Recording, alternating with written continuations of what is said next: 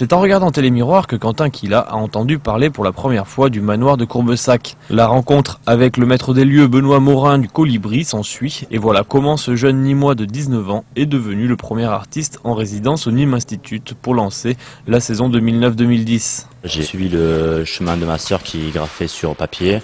Sauf que contrairement à elle, je me suis pas arrêté là. J'ai commencé dans la rue, puis sur mur. C'est en regardant les plus grands faire.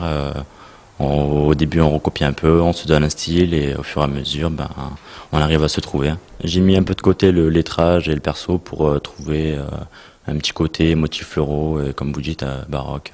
Aujourd'hui, Quentin propose ses graphes sur fresques murales, sur toile, sur textile, casquettes, baskets et survêtes. Terminé pour lui les murs et les ponts, sauf s'il y est invité bien sûr. J'avais déjà remarqué son travail sur les murs de Nîmes, à côté de là où j'avais exposé, là, il y a pas très longtemps, et ça m'avait interpellé. Et du coup, en regardant bien son boulot, j'ai dit tiens, c'est intéressant. Il y a vraiment un coup de crayon. C'était le côté artistique et très classique que je trouvais qui était intéressant. D'un trait, d'un geste sûr, d'une forme simple, Quentin Quilla crée un univers fleuri accompagné d'arabesques baroques.